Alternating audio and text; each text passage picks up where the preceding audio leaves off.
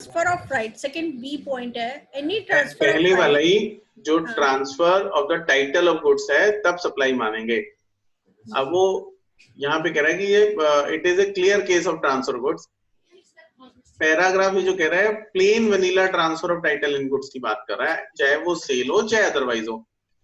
अगर कोई इंसान गिफ्ट कर देता है कोई मोटर कार को, बिजनेसमैन अपने सक्सेसर को, तब वो सप्लाई होगी। लेकिन सप्लाई कब होगी? जब उसका टाइटल भी ट्रांसफर होगा। अगर टाइटल ट्रांसफर नहीं होगा तब वो सप्लाई नहीं है। तो टाइटल इन और टाइटल टू डिफरेंट कन्नोटेशन है। वो अब क्या इसका डिफरेंट मीनिंग हो जाएगा वो अलग है। Any transfer of right in goods or of undivided share in goods without the transfer of title thereof is a supply of service. वो कह रहे हैं आपने राइट, गुड्स का राइट या अनडिवाइडेड शेयर इन गुड्स वो ट्रांसफर किया है, but without transfer of title. Title transfer नहीं किया लेकिन गुड्स ट्रांसफर कर दिया। गुड्स ने ट्रांसफर किया, सर्विस मानी गुड्स जाएगी। ने ट्रांसफर किया, या तो राइट इन गुड्स ट्रांसफर किया है या कोई undivided share in goods transfer किया है टाइटल के बिना, तब वो सर्विस मानी जाएगी। Yes, this paragraph can be constitute to be a case of a temporary transfer, whereas a transfer of title in goods would be a sale simpliciter. वो कह रहे हैं ये एक टेम्परेरी ट्रांसफर है, जहां की title in goods would be a sale simpliciter. One must pay attention to the language employed in this paragraph, which speaks of transfer of right and not transfer of title. कह रहे हैं ये paragraph जो है transfer of right को बहुत बताता है, ना कि टाइटल को। Even though the activity is categorized as a supply of service, the rate of tax applicable on supply has been linked to the rate of tax as applicable to the supply of same goods involving transfer of title in goods. वो कह रहे हैं यहाँ की हालांकि इस चीज को सप्लाई ऑफ सर्विस माना गया है, लेकिन टैक्स रेट जो लगेगा वो सप्लाई पे वही लगेगा अगर वो गुड्स ट्रांसफर की जाती टाइटल इन गुड्स के साथ, तो जो रेट होता वही आपका सर्विस का रेट लगेगा। Hence, for all practical purpose to determine the rate of tax on such services, all notification in respect of that particular goods would merit equal consideration to determine the rate of tax for the service. Refer the entries for heading 9971 and 9973 to notification. This prescribe the rate of tax on services covering operating lease and finance lease transactions. थोड़ी सी अलग सी बात हो गई यहाँ पे तो।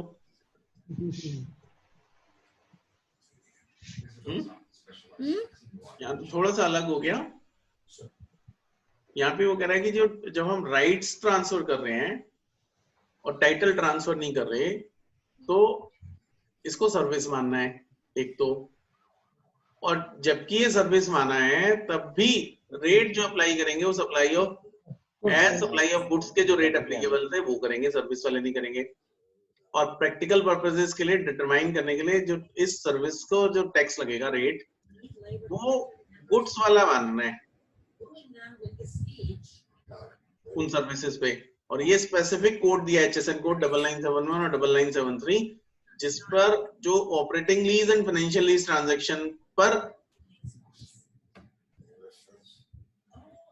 अच्छा, operating lease and financial lease transaction पर तो जो रेट प्रिस्क्राइब्ड है, prescribing the rate of tax on services का ये सेक्शन, ये नोटिफिकेशन है। लेकिन अगर राइट है तो वो गुड्स की बात कर रहा है।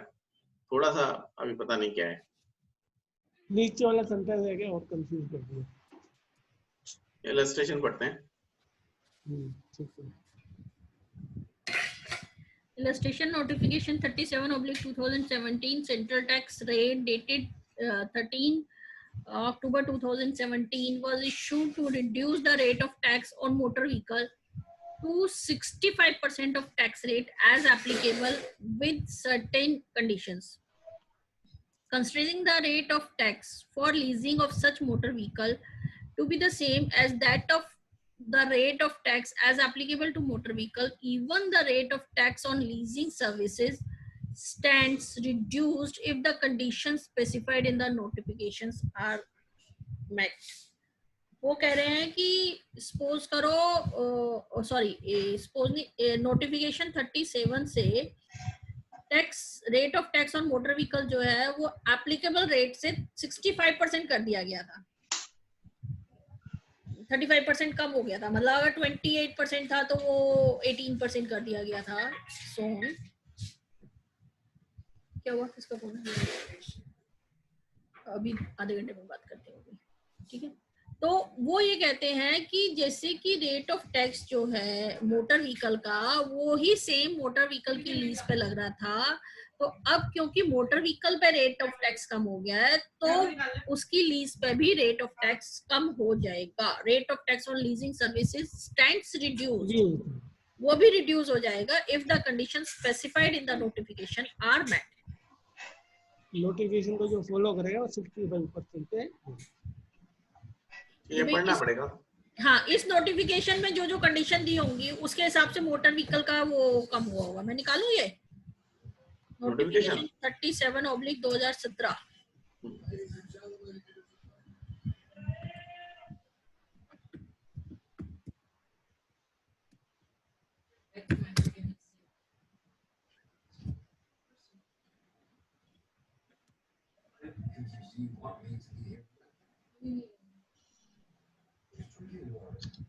Would be contaminated, say, with some kind of virus.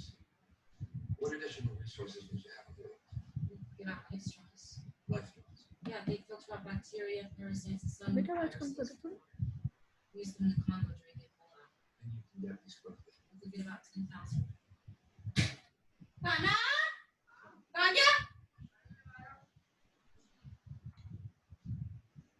हाँ जी, ये नोटिफिकेशन है in exercise of power conferred by section 1 of section 9 of the central goods and service tax, the central government on the recommendations of the council hereby notify the central tax on intrastate supplies of goods, the description of which is specified in column 3 of the table below, falling under the tariff item, subheading, heading and chapter are specified in first schedule to the custom tariff act as may be as specified in corresponding table below at the rate specified in corresponding entry in column 4. तो इसमें motor vehicle पे इन्होंने किया है, chapter heading है 87, description of goods है motor vehicle, rate कर दिया है 65% of central tax applicable otherwise on such goods under notification 1/2017, central tax rate dated 28 June 2017, published in the Gazette, extraordinary part 3 section 3 subsection this, वही लिखा हुआ है भाई नोटिफिकेशन फॉलो करो 65% टैग दो बैक।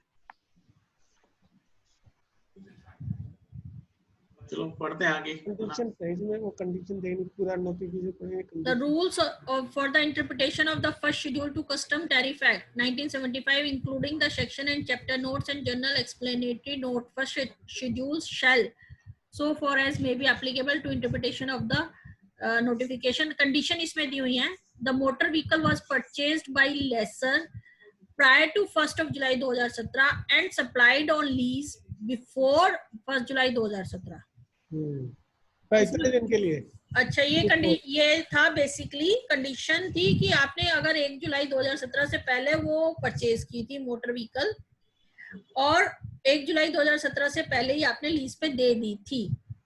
सेकेंड कंडीशन थी the supplier of motor vehicle is a registered person, और supplier of motor vehicle जो है वो रजिस्टर्ड पर्सन होना चाहिए। And such supplier had purchased the motor vehicle prior to 1 July 2017 and has not availed input tax credit of central excise duty, value added tax or any other taxes paid on such vehicle. तो basically उनको करने के लिए था कि जिसने 2000 किसी आदमी को मदद करने के लिए, हाँ बेसिकली उन्होंने ना तो इनपुट टैक्स क्रेडिट लिया हुआ था एक्साइज का, ना वैट का, किसी चीज का, तो इसलिए उनको लीज पे देने के लिए रेट जो है वो 65% कर दिया गया था। या वो उस मोटर को उस व्हीकल को बेचते भी हैं, रीसेल करते हैं, तो उस पे भी 65% था और लीज के लिए भी 65% बेसिकली। ठीक है सर, ठीक है। आगे चले। चलो शेड्यूल 2 क्लॉज 1C पढ़ो। सी, any transfer of title in goods under an agreement which stipulates that property in goods shall pass at a future date upon payment of full consideration as agreed is supply of goods. Stipulate में जैसा जैसे गाड़ी बेची 10 महीने के किराए तो उसको पूरा पेमेंट शुरू में ले लो, वो हायर परचेज अभी हम जो पढ़ते थे टाइटल बेसिकली हो गया शुरू में। वो भी वही है शायद, any transfer of title in goods. भाई हायर परचेज में भी तो टाइटल नहीं मिलता ना गुड्स का, हाँ बाद में ही मिलता है। Supply of goods. Any installment, sale or hire purchase transactions with the precondition that the possession is transferred on day one, but the ownership is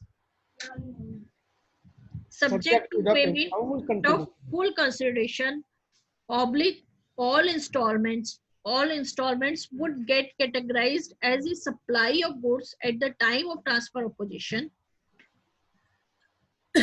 कोई इंस्टॉलमेंट, सेल या हायर परचेज ट्रांजैक्शन जो है जिसकी प्री कंडीशन है कि position तो transfer हो जाएगी डे 1 पे, लेकिन ऑनरशिप जो है वो पूरी पेमेंट देने के बाद या सारे इंस्टॉलमेंट देने के बाद ही सप्लाई होगी, उसको सप्लाई ऑफ गुड्स माना गया है at the time of transfer of position. यानी at the time of transfer of position कौन सी है, वो डे 1 है। मैडम इसमें क्या होगा, जब बिल बनेगा ना फुल टैक्स चार्ज कर दिया जाएगा, फुल टैक्स के साथ बनेगा। However, where the transaction is to be valued at upon market value, the due care need to be exercised so as to determine the value of installments as against the value of goods being transferred.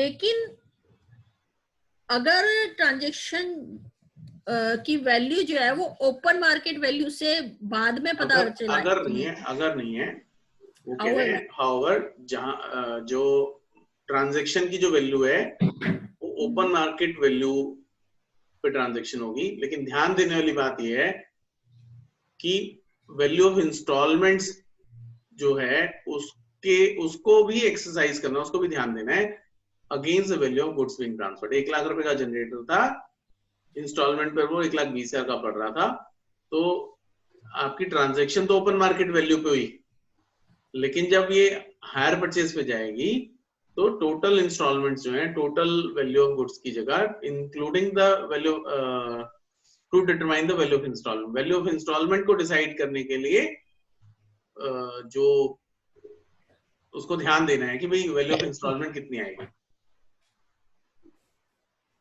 क्योंकि 1 लाख रुपए की चीज transfer कर रहे हैं, वो 1 लाख की instalment बना देंगे तो फिर इंटरेस्ट कहाँ गया, तो ध्यान देना है कि हाँ where the transaction is to be valued at the open market value, due care need to be exercised so as to determine the value of installments as against the value of goods being transferred.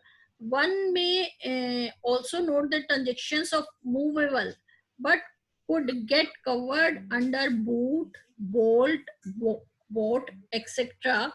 may also get covered under this paragraph. bought तो था built, operate and transfer. Okay. Built operate similar word है ये होता है basically, जैसे वो नहीं बनते हाईवे बनते, वो बनती हैं सड़कें बनती हैं हाईवे की। अच्छा, ये टोल से टोल वाले बनते हैं, हाँ जो टोल प्लाजा जो बनते हैं वो बिल्ट ऑपरेट एंड ट्रांसफर होता है। BOOT पता नहीं, BOLT का फुल फॉर्म पता नहीं, बॉट पता है, built operate and transfer.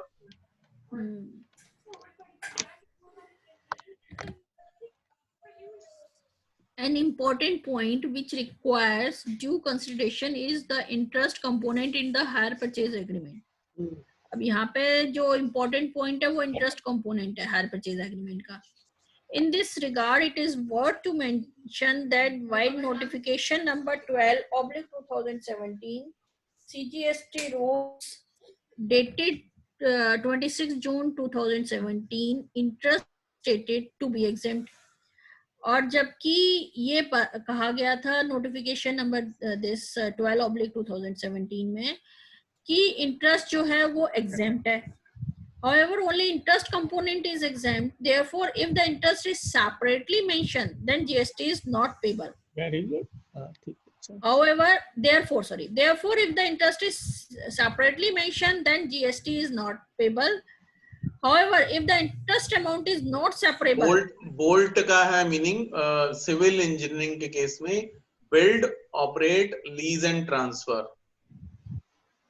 okay, ये ब्रिजेस, पोर्ट्स, सड़कों पे लगता है. Build, operate, lease and transfer. वो कहते हैं लेकिन इंटरेस्ट जो है वो एग्जेम्प्ट है, तो इसलिए अगर इंटरेस्ट सेपरेटली मेंशन है तो उस पे जीएसटी पेबल नहीं है. लेकिन अगर इंटरेस्ट को आप सेपरेट नहीं कर सकते टोटल अमाउंट से, तो GST is payable on the entire amount including interest. ठीक है. Second point, land and building. Land and building में 2 का 1